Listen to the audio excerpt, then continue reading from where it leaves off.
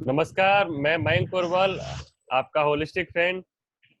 हम आज फिर से हाजिर हैं आपके साथ एक नए टॉपिक को लेके। एक्चुअली में आज का टॉपिक नया नहीं है, पुराना ही टॉपिक है। पहले हम इस पे एक सेशन कर चुके हैं जिसमें हमने बताया था कि वास्तु ज्योतिष कैसे हमारे स्वास्थ्य के लिए बहुत ज़्यादा निर्भर हम स्वास्थ्य के लिए उन पे करते हैं। कैसे अगर वास्तु दोष है अगर या ज्योतिष में कुंडली में कहीं कुछ ग्रह नक्षत्रों में कुछ ऐसे योग बन रहे हैं जिनसे हम बीमारियों की तरफ या परेशानियों की तरफ जा रही है, तो उनको किस तरीके से हमें ध्यान में रखना है या उनका कितना महत्व है। आज फिर से हम इसी पे और अगले कुछ और चीजों को जोड़ते हुए चर्चा कर रहे हैं, क्योंकि कई लोगों के अलग अलग सवाल थे और ज्यादा लोगों को जानकारी चाहिए थी। इसके लिए हम फिर से मौजूद है। आज हमारे साथ मौजूद है आचार्य महेंद्र मुंद्रा जी काठमांडू नेपाल से, डॉक्टर अजय जोशी इंदौर से। कई बार आप लोगों को उनका परिचय मिल चुका है, तो अब मैं ज्यादा समय वेस्ट परिचय कराने में नहीं करूंगा। सीधे हम आज के टॉपिक पे स्टार्ट करेंगे कि किस तरीके से वास्तु और ज्योतिष इम्पोर्टेंट है, वास्तु का क्या जरूरत है और ज्यादा, जैसे हम कल जो हमने चीजें जानकारी आपको दी उससे और नई जानकारी हम लेके आएंगे। डॉक्टर अजय जोशी, मेरा आपसे मैं चाहता हूँ जानना, या सारे लोगों के क्वेश्चन जो है वो आपसे हैं कि किस तरीके से वास्तु इम्पोर्टेंट है स्वास्थ्य की दृष्टि से। सबसे पहले तो आज की जो ये भागम भाग की दुनिया है, इसमें हर व्यक्ति सफल होना चाहता है, शक्तिशाली होना चाहता है ना। तो इसके लिए सकारात्मक ऊर्जा चाहिए, पॉजिटिविटी।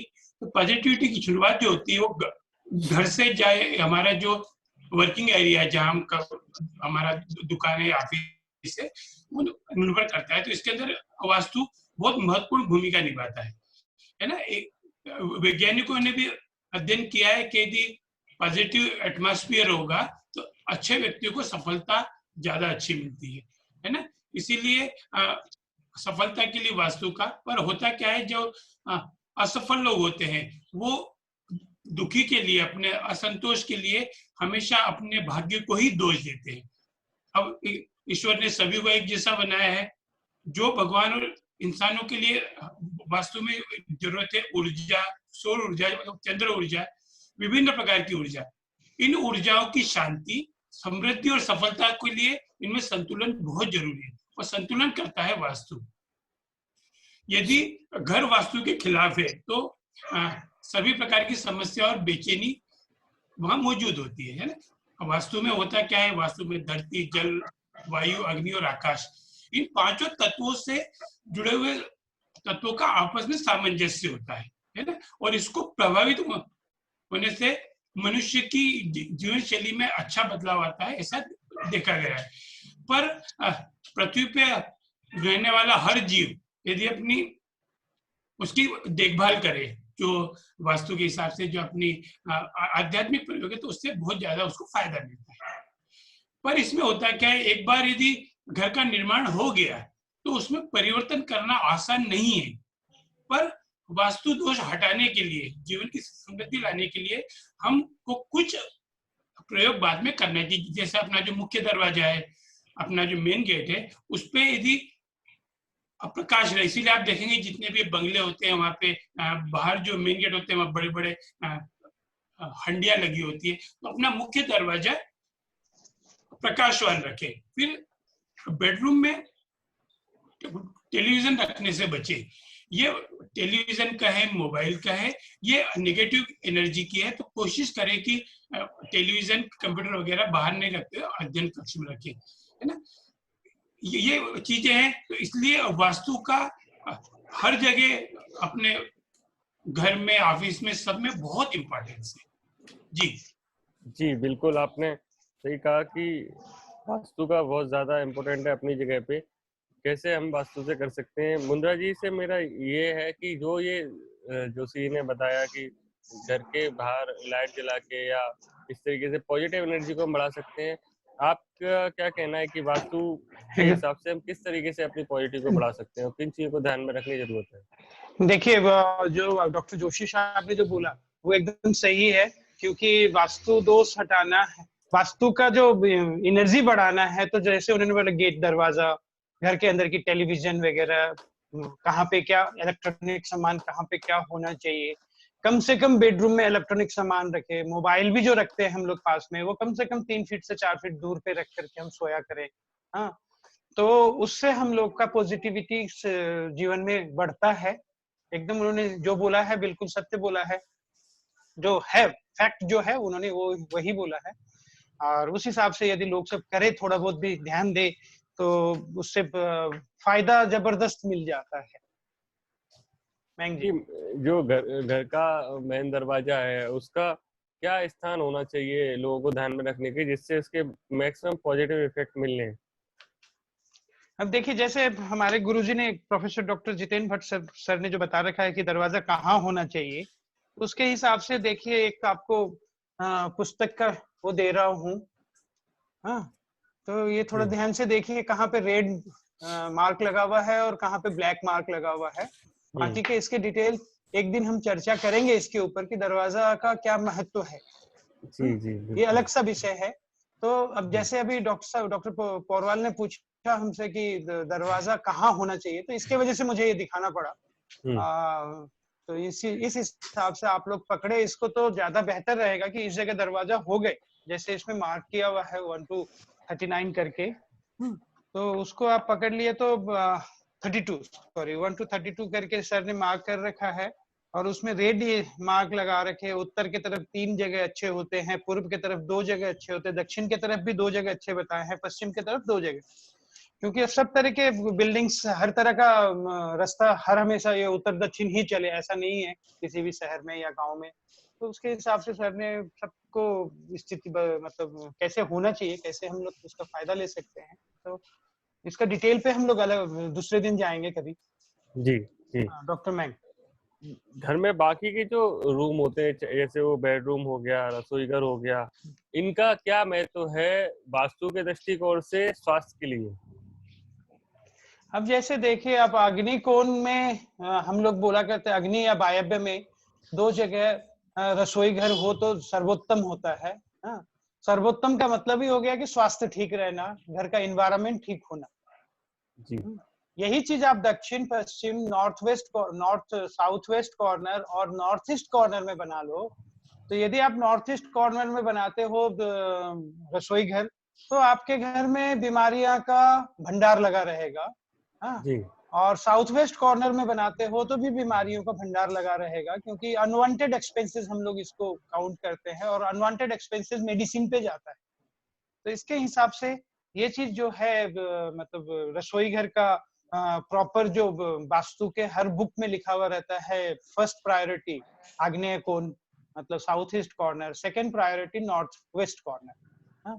तो उसके हिसाब से तो प्रायोरिटी का मतलब समझ में आ जाता है कि ये हमारे स्वास्थ्य से, हमारे घर के माहौल से मेल खा रहा है और हमें पॉजिटिविटी दे रहा है। जी जी। डॉक्टर अजय जोशी, मैं आपसे भी यही जानना चाहता हूँ, बेडरूम, रसोई घर, क्योंकि रसोई घर कहीं ना कहीं हम फूड थेरेपी और इन सब पे बात करते हैं, तो लाइफस्टाइल को कंट्रोल करने के लिए, होलिस्टिक लाइफस्टाइल को अपनाने के लिए हमें अपने रसोई घर पे ध्यान देने की बहुत ज्यादा जरूरत है। आपके हिसाब से क्या महत्व है उनका, रसोई घर और बेडरूम जैसे स्थानों का, वास्तु के हिसाब से, स्वास्थ्य की दृष्टिकोण से?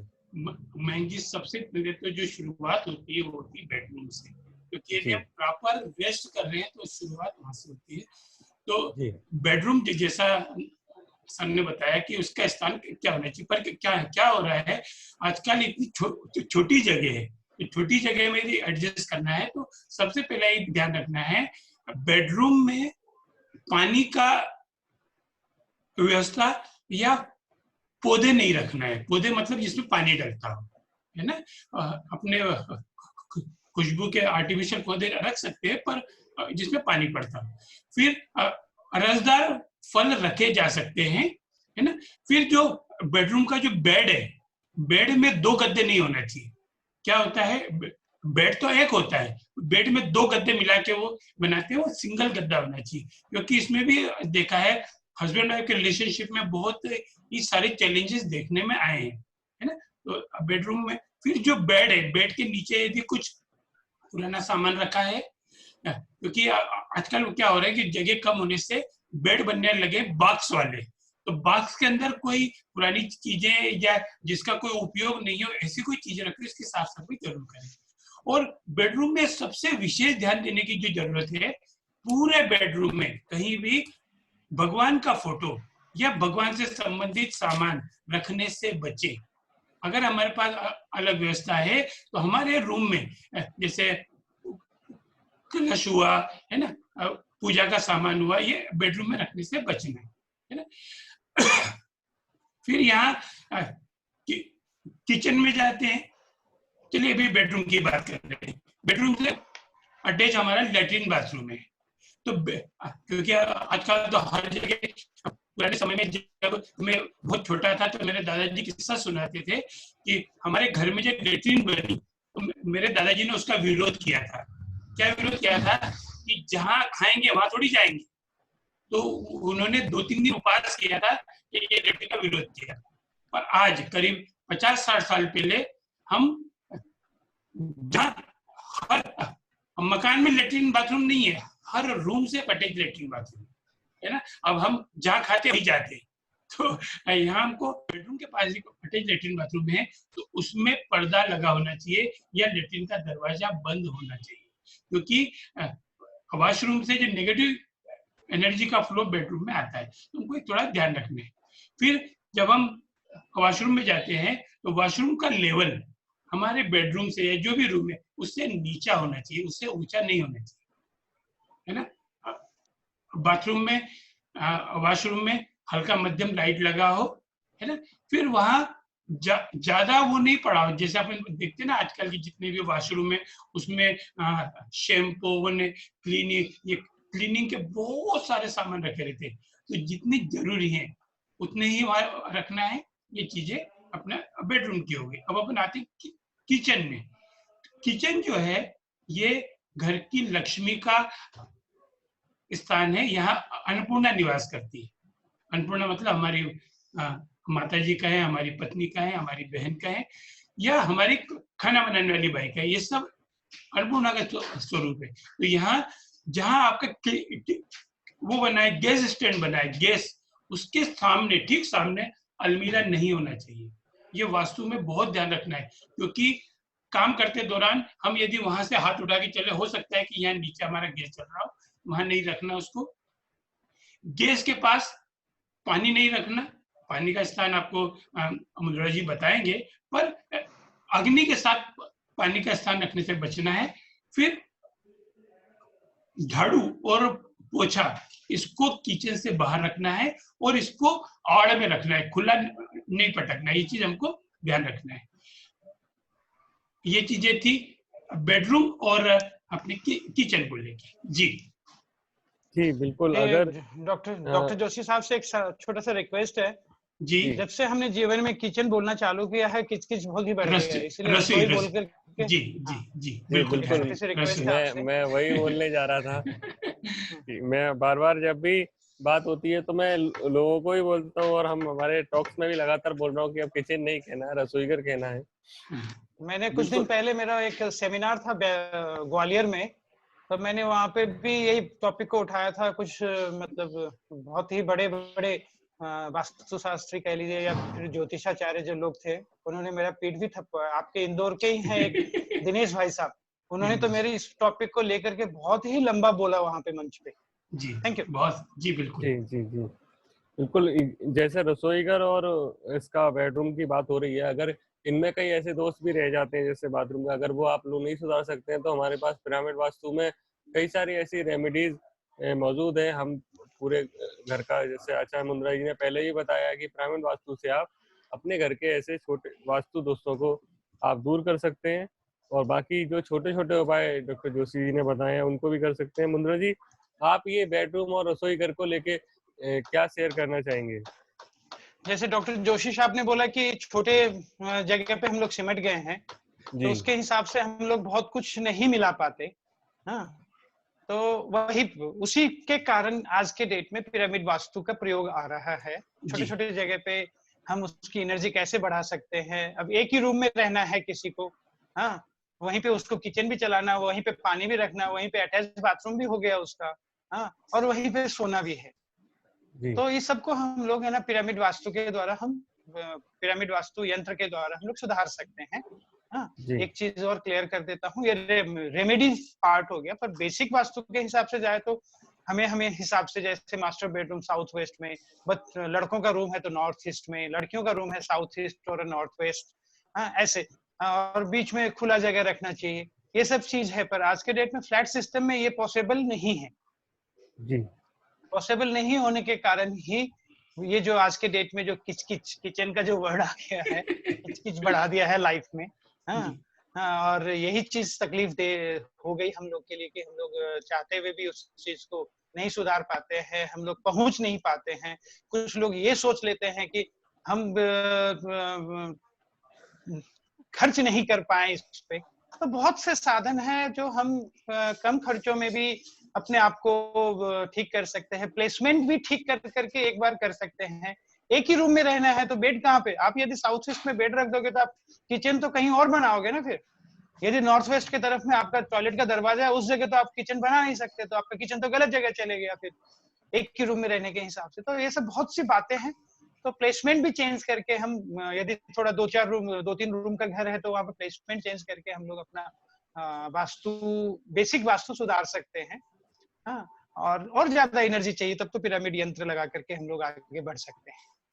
जी बिल्कुल, जी जी, आपने बिल्कुल सही बताया कि जहाँ पे भी दिक्कतें आ रही हैं उनको आप जिस तरीके से, आज के सेशन में ये लोगों के लिए फायदे की चीज है कि आप छोटे मोटे जो उपाय हैं वो भी आप जान रहे हो, और अगर इन सब चीजों को आप बिल्कुल अच्छे से सुधारना चाहते हैं तो पिरामिड वास्तु को अपनाएंगे तो बिल्कुल सारी घर की जो भी चीजें दिक्कतें हैं वो सॉल्व हो जाएंगी आपकी। बाकी बेड में और ये पेड़ पौधे वगैरह इन सबको लेके जो जानकारी नहीं है लोगों को स्वास्थ्य की दृष्टि से, वो आपको मिल रही है।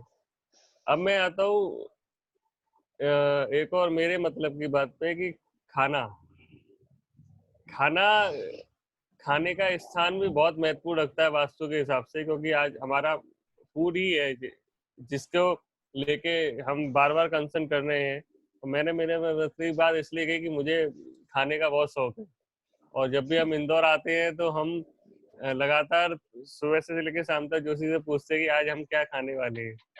तो भाई वहाँ हम पूछते हैं हम बाहर जाके क्या खाने वाले हैं, लेकिन आज भी हम कोरोना में हैं और वास्तु के हिसाब से हम जहाँ रहते हैं वहाँ जरूरी है कि हम कहाँ खाएं, कैसे खाएं। तो जोशी, मैं आपसे जानना चाहूंगा कि वास्तु के हिसाब से स्वास्थ्य के लिए रसोई, आपने दोनों इन लोगों ने उस पर बताया, खाने का स्थान कैसा होना चाहिए? कोई खाने के तरीके का और स्थान का भी बहुत विशेष महत्व है हमारे स्वास्थ्य में। मयंक जी, अभी तक जो होता आया है, आज से करीब 10 साल पहले तक लोग बेडरूम अच्छा करते थे, इंटीरियर बहुत फोकस करते थे, पर किचन पे ध्यान नहीं देते थे। अब क्या हो रहा है, अभी के वास्तु में के हिसाब से किचन पे बहुत ध्यान दिया जा रहा है, क्योंकि जो हमारी मातृशक्ति होती है उनका मैक्सिमम किचन में ही होता है ना। तो इसको भी हमको बराबर दूसरे कमरों की तरह ही इसको भी महत्व देना चाहिए, है ना जी। और सुरक्षा की दृष्टि से हमें वास्तु की आवश्यकताओं का ध्यान रखना चाहिए ना। वास्तु मुख्यतः सूरज और हवा की ऊर्जा को संतुलित करने के लिए बना है। तो ये देखना है कि वहाँ हवादार कमरा हो, है ना। रसोई की क्षेत्र में ऐसी कोई घटना, तो आजकल क्या हो रहा है, गैस सिलेंडर बाहर रखने की व्यवस्था आई गई है, अलमीरा का मैंने बता ही दिया है, वो चीज हमको करना है। भोजन पकाते समय यदि हम कोई लाइट म्यूजिक या ईश्वर की आराधना वाला कोई मंत्र वगैरह लगाते हैं तो वो जो भोजन बन रहा है उस भोजन में वो तत्व मिलने लगते हैं। तो हमको इसका थोड़ा सा ध्यान रखना है। हमेशा ध्यान रखना है, रसोई का क्षेत्र अग्नि तत्व का प्रतिनिधित्व करता है। यहाँ वास्तविक आग कच्चे भोजन को भोजन में बदल देती है। ऐसे ही हमारी आध्यात्मिक इच्छाओं को बढ़ाने के लिए, प्रोग्रेस करने के लिए जो भोजन बन रहा है वो भी इसमें बहुत महत्व रखता है। जैसा खाए अन्न वैसा होए मन। तुमको खाने पे ध्यान देना है, खाना बनाने पे, खाने पे नहीं। उसके लिए डाइनिंग टेबल, अभी अपन डाइनिंग पे बात करेंगे, पर अभी अपन खाने की बात करें। यहाँ एक विशेष ध्यान रखना है, रसोई कमरे में कभी भी दर्पण नहीं लगाना है, क्योंकि दर्पण से नेगेटिविटी आ सकती है, आती है नहीं, है ना। फिर आजकल हो क्या रहा है कि हम लोग संगमरमर का प्रयोग बहुत कर रहे हैं। जब भी मकान में देख रहे हैं तो संगमरमर अपन लगा रहे हैं, तो किचन और भगवान का कमरा जो हमारा पूजा कक्ष है, ये हमारे यहाँ संगमरमर लगाए जा सकते हैं। और बेडरूम, लेटरिन, बाथरूम, इनमें किचन से बचना, संगमरमर से बचना है, क्योंकि संगमरमर अपने आप में एक ईश्वर की देन, बहुत वो होती है देन, और ये जो शाइन करता है इसका भी प्रभाव पड़ता है। जी जी बिल्कुल। अब जो अगली चीज है जो मैंने बोला कि अब हमें कहाँ बैठ के खाना चाहिए, क्योंकि कहाँ और किस तरीके से बैठ के खाना चाहिए वास्तु हिसाब से, मैं आप दोनों लोग से जानूंगा। पहले आप बताएं जोशी जी, फिर हम मुद्रा जी से जानेंगे कि खाने का क्या स्थान है। देखो, खाने की सबसे बढ़िया परंपरा है तो सुखासन में बैठो, हल्की पालकी मार के और भोजन करो, ये सर्वश्रेष्ठ तरीका है। पर अभी अपन आधुनिक उनकी बात करें तो डाइनिंग टेबल हमेशा उत्तर पश्चिम कोना इसके लिए सर्वश्रेष्ठ है ना। सर्वश्रेष्ठ इसलिए बोला कि अब जब जगह भी तो होना चाहिए, पर ये पक्की कोशिश करना है कि आप पूर्व या उत्तर की तरफ मुंह करके ही भोजन लेते हो, तो पाचन जल्दी पचेगा। प्लस डाइनिंग टेबल जो है, डाइनिंग टेबल के ऊपर जो भी आपने डेकोरेशन कर रखा है उसकी साफ सफाई का भी विशेष ध्यान रखें, क्योंकि डाइनिंग पे रखा हुआ कोई भी चीज है जो प्लस माइनस से उसका बहुत प्रभाव पड़ता है। जी जी मुंद्रा जी, जोशी जी, आप बताइए कि खाने का जो हम जिस पे चर्चा कर रहे हैं, खाने का स्थान और तरीके पे क्या होना चाहिए वास्तु सम्मत जो जरूरी है। जो अभी डॉक्टर जोशी साहब ने जो बोला वही सबसे बेसिक चीज वही है कि या तो हम उत्तर या पश्चिम या पूरब की तरफ मुंह करके हमें खाना चाहिए। हाँ, तो सर्वोत्तम तो वही चीज है, बाद बाकी तो एडजस्टमेंट तो लाइफ में अभी आज के डेट में लोग कर रहे हैं और तकलीफ भी पा रहे हैं। जी जी, इसलिए सबसे करबद्ध प्रार्थना है कि हम लोग की यदि बात सुन रहे हैं तो या तो पूरब या फिर उत्तर मुंह होकर के ही खाना खाएं, और रसोई घर में बैठ के खाएं तो और भी बहुत से दोष एस्ट्रोलॉजिकल कम होते हैं किस ग्रह के हिसाब से, तो वो भी पार्ट है। वो पार्ट में तो हमारे डॉक्टर जोशी साहब बताएंगे अच्छे से। और इसके हिसाब से जो चीज डॉक्टर जोशी साहब ने बोला, खाने का स्थान जो बताया वो भी सही है, पर जैसे उत्तर पश्चिम में बता दिया, तो अब एक किचन जहाँ पे रहता है, किचन के उत्तर पश्चिम वाले इलाके में भी हम खा सकते हैं।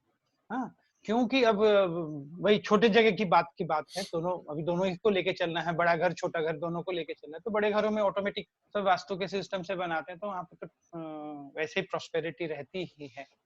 तो इसके हिसाब से डॉक्टर जोशी को ही मैं फॉलो कर रहा हूँ अभी कि वो बता रहे हैं जो सही है, सत्य है। नहीं बिल्कुल बिल्कुल, जो जरूरी चीजें हैं वो पता होनी चाहिए, बेसिक चीजें। इसीलिए आज का जो है हम बेसिक चीजें साथ के साथ रेमेडीज दोनों पे चर्चा कर रहे हैं। अगला जो सवाल है वो ये है कि वास्तु के हिसाब से घरों में हथियार, तीर, ऐसी चीजें लोग रखते हैं, उनका उनका क्या इफेक्ट आता है हमारे स्वास्थ्य पे? वो नेगेटिविटी लाता है। तो तीखे चीजें जो रहती है, जो डिस्प्ले के हिसाब से रखते हैं, वो सब नेगेटिविटी घर में देता ही है किसी न किसी रूप से। तो उसके हिसाब से वो सब चीज कम से कम रखे, जैसे बाघ के चित्र हो गए, महाभारत का लड़ाई का जो चित्र रखते हैं लोग सब, वो भी नेगेटिविटी देता है घर में। तो उसके हिसाब से वो सबसे बचे तो ज्यादा बेहतर है। और शांति प्रिय शाकाहारी, जैसे हाथी का ही रखना है तो वो रख सकते हैं, हरिण का रखना है तो हिरन का रखना है तो हिरन का रख सकते हैं। तो ये डिफरेंट है, बहुत सारे, इसमें डीप में जाना पड़ेगा। आज थोड़ा समय कम होने की वजह से मैं जल्दी छोड़ना चाहूंगा, 10 मिनट और आपको टाइम दे सकता हूँ। हम अंतिम क्षणों में ही है। ये जो वास्तु और हथियार को लेके जोशी जी आपका हम अगले 5 मिनट में एंड करेंगे, तो क्या कहना है इसको लेकर? वास्तु और हथियार है ना, तो ये थोड़ा सा अच्छा विषय है। हथियार होना बहुत जरूरी है तो सुरक्षा की दृष्टि से, पर हथियार प्रदर्शन के लिए नहीं होना चाहिए। क्या हो रहा है कि हम हथियारों को जैसे डाइनिंग हॉल में लगा दिया, जैसे तीर शोकेस के लिए लगा दिए, तो ये कहीं ना कहीं क्रोध की भावना उत्पन्न करते हैं, अंदर क्रोध की, और कई बार ये देखने में इसके दुष्परिणाम भी है। तो हथियार हमेशा हथियार कहें या हमारे घर की साफ सफाई का जो होता है, झाड़ू पोछा का है, हथियार में गन आ गई, तीर कमान, इसको हमेशा हमें ढक के या छुपा के रखना चाहिए और ऐसी जगह रखना चाहिए जहाँ हमें पता हो हमने कहाँ रखा है। जो कई बार होता क्या है कि जब जरूरत पड़े तो अपने को ही नहीं पता कि वो है ना। और हथियार हो या कोई भी चीज हो, ये वर्किंग हो, है ना। क्या होता है कई बार वो, जैसे हमारी हाथ की घड़ी होती है तो बंद घड़ियां लगी है, हथियार बंद हथियार है, तो ये वास्तु दोष लाते हैं। तो हमें ये कोशिश करना है कि हमारे जो वो है प्रदर्शन की चीजें, डाइनिंग हॉल वगैरह, वहाँ फैमिली फोटो लगाए, फैमिली फोटो लगाए। फिर दक्षिण की दीवार पे, जो दक्षिण की दीवार है उस पे पितरों के फोटो लगाए और पितरों के भी जो फोटो लगाए, पितरों में विशेष मेरी रिक्वेस्ट है सब लोगों से कि पितरों में एक गलती न करें कि हमारे घर में कोई, किसी घर में कोई गमी हो जाती है तो वो फोटोग्राफर के पास जाते, बोले फोटो बनाना है, तो वो फोटो को डेकोरेटिव करने के चक्कर में मुंडी, उनका जो फेस तो उनका पितर का ले लेते हैं, अगर नीचे का धड़ किसी और का लगा देते हैं, साफा किसी और का लगा देते हैं और हम उसको पूछते हैं। तो ये बहुत बड़ा वास्तु दोष है। पितर का ही फोटो हो और पितर में यदि माता पिता हैं तो उन दोनों का फोटो साथ में लगाएं। पितर के फोटो में हमेशा उनको हमने कील, फोटो की कील उसमें लटका दिया, पितरों को लटकाए ना। पितरों के फोटो के नीचे एक दीप लगा सकते हैं, दीप पे फोटो को टिका दें। ये बहुत बड़ा वास्तु दोष है पितरों के दोष में। पितर का फोटो कभी भी भगवान के मंदिर में न रखें। पितर का मतलब जो हमारे पूर्वज थे, जो हमारे, जिनको हम आदरणीय मानते हैं, अब इस दुनिया में नहीं है, उनको हमको भगवान के, प्लस इनके ऊपर जो हार लगाना है, हार पुष्प, ये पुष्पमाला नहीं लगाना है, चंदन की माला, मोती की माला ये लगाना है। थोड़ा इन चीजों का ध्यान रखना है। हमारा हमारा अच्छा हो और उसको देख के लगना चाहिए कि जिस व्यक्ति के घर में हम आए हैं वो शांत प्रकृति का है, दूसरी चीजों का प्रदर्शन किया वो अच्छा प्रभाव नहीं पड़ता है। जी जी मुंदड़ा जी, यही अंतिम सवाल आपसे भी है कि जैसा जोशी ने बताया पितरों के फोटो और दूसरे, ये आप इससे पहले आपने बताया था कि महाभारत का फोटो, और इसमें क्या प्रिकॉशंस हो सकते हैं? नहीं, जो चीज डॉक्टर जोशी साहब ने बोला, बेसिक प्रिकॉशंस यही है घर के लिए, हाँ, कि इन चीजों से हम बचे। यही वास्तु, बेसिक वास्तु के हिसाब से जाए तो एकदम परफेक्ट डॉक्टर जोशी को ही मैं फॉलो करूंगा अभी। हाँ, तो उसके हिसाब से कहीं काटने की बात नहीं है। तो सबसे रिक्वेस्ट भी है कि अभी जो सुन रहे हैं या बाद में देखेंगे आप लोग, तो इस हिसाब से इस चीज को फॉलो करें। देखिए लाइफ 100% आपके लाइफ में चेंजेस आना चालू हो जाएगा। थैंक यू डॉक्टर मैंग जी। आज के सेशन को हम यहीं पे अंतिम क्षणों में यहाँ समाप्त करेंगे। आप लोग के पॉजिटिव नोट के साथ जोशी जी से मैं चाहूंगा अपना जो हमेशा का हमारा तरीका है पॉजिटिव नोट का वो शेयर करें, फिर हम निकलेंगे। चलिए, सबसे पहला तो आप लोगों को धन्यवाद। वास्तु विषय स्वास्थ्य से लेके, और स्वास्थ्य आता है HMT। अगर ये तीन चीज हमारे पास है, हेल्थ, मनी एंड टाइम, तो टाइम तो हमारे पास भरपूर है ना। हेल्थ के लिए हम बात कर रहे हैं और मनी के लिए बात कर रहे हैं, तो हेल्थ डिपेंड करती है, मनी डिपेंड करती है। तो घर में यदि कोई चांदी का सिक्का पड़ा हो तो उसको अपने पर्स में हमेशा रखिए। चांदी का सिक्का रखें। और कभी मुंह से संबंधी, मुंह रोग संबंधी कोई रोग हो जाए तो चांदी के सिक्के को धो के मुंह में रखें। चांदी सबसे पवित्र होती है, इसीलिए आप देखना, जिस व्यक्ति का जीवन पूर्ण हो जाता है तो उसको चांदी का टुकड़ा मुंह में देते हैं। तो मरने के हमको बहुत सारे फायदे हैं, इसको हम ध्यान रखें। और जो छोटी छोटी टिप्स बताई है, हर टिप्स काम करती है। ये एक एक पंचर है, हम इनको पंचर को यदि बंद कर देंगे तो हम हवा में टिक पाएंगे। और हमेशा ध्यान रखना, जीवन भगवान ने 100 साल ही दिया है, वो 100 साल कब पूरे होंगे है, हमको इसको पूरा एंजॉय करना है। तो हमें खुद से प्यार करना पड़ेगा, हमारा वास्तु सुधारना पड़ेगा, हमारे आसपास का वातावरण। और जो आज आप स्क्रीन पे देख पा रहे हो मुंद्रा जी ने येलो कलर का पहन रखा है, आपने व्हाइट कलर का पहन रखा है, व्हाइट पहना है, ये हमारे पहनावे से भी आप लोगों के लिए एक वास्तु हो, आपसे लोग मिलके आकर्षित हो रहे हैं, इसका मतलब आपका वास्तु अच्छा है। यहाँ पॉजिटिव नोट एक ही चीज बताऊंगा, एक बिजनेसमैन था, बिजनेसमैन मतलब बनिया, बनिया मतलब बायकास्ट नहीं, बाय नेचर, है ना। उसके पास लक्ष्मी जी गई और शनि महाराज गए, और दोनों ने पूछा कि हम में से श्रेष्ठ कौन है, क्योंकि उनका विवाद हुआ होगा लक्ष्मी जी का, लक्ष्मी ने कहा मैं श्रेष्ठ हूँ, शनि महाराज ने कहा मैं श्रेष्ठ हूँ, बोले चलो अपने बनिए से पूछते हैं। बनिए ने सवाल को ध्यान से सुना, और सुनने के बाद एक ही चीज बोली, दोनों श्रेष्ठ हो। तो लक्ष्मी जी नाराज हो गई, क्यों नाराज, अगर ये शनि को श्रेष्ठ बोलता है तो मैं लक्ष्मी खत्म कर दूंगी, और अगर मैं लक्ष्मी को श्रेष्ठ कहता हूँ तो शनि की 12 बजा दूंगा। इन्हें करने आप इसको क्लियर करो, दोनों श्रेष्ठ कैसे है। तो उसका बहुत सुंदर जवाब था, लक्ष्मी जी आप आते हुए अच्छी लगती हैं, और शनि महाराज आप जाते हुए अच्छे लगते हैं। तो हमको वास्तु में अपनी लक्ष्मी को अंदर लाना है, और अपनी जितनी भी विकार थे उनको बाहर भेजना है। इसके माध्यम से हम आपको यही बोल रहे हैं कि आनंद को लाओ, और जो आनंद में बाधा बन रहे थे उन चीजों को बाहर निकालो। जितने पुराना कचरा अटाला वो पड़ा है उसको बाहर फेंको, लालच मत करो, 20 रुपए का, 50 रुपए, 100 रुपए, उसको निकालो और अच्छी जिंदगी को एंजॉय करो। Thank you. ग्रेट जी मुंद्रा जी, आपका क्या संदेश है आज? नहीं, जो अब डॉक्टर जोशी से आगे हम नहीं बढ़ सकते, क्योंकि हमारे से नॉलेज भी ज्यादा है उनको, तो उसके हिसाब से हाँ, यही है कि सब प्रॉस्पेरिटी में रहे। हम तो यही चाहते हैं, सबकी उन्नति हो, सबका विकास हो, व्यक्तित्व विकास हो। तो वास्तु फॉलो करे, कुछ सिस्टम्स है, कुछ छोटे छोटे टिप्स है, वो फॉलो करे। तो छोटे छोटे टिप्स से ही फॉलो करते हुए हम आगे बढ़ेंगे तो हमें पता चल जाएगा कि हम कहाँ पे हैं। और ज्यादा एनर्जी चाहिए तो बहुत सी चीजें हैं अवेलेबल। हाँ, पिरामिड यंत्र हो गए, या फिर मेडिटेशन हो गया, ये सब पार्ट है। होलिस्टिक साइंस तो हमारा सबसे बड़ा रूट ही है। तो इसके हिसाब से इतना ही बोलते हुए मैं जय श्रीमन नारायण करते हुए आप लोग से विदा लेता हूँ। बिल्कुल। मैं आज का सेशन जिन्होंने भी लोग देखा, हम सबको मैं बताना चाहूंगा कि अभी जो जितने छोटे छोटे उपाय आपको बताए गए हैं, आप उनको अपनाएं।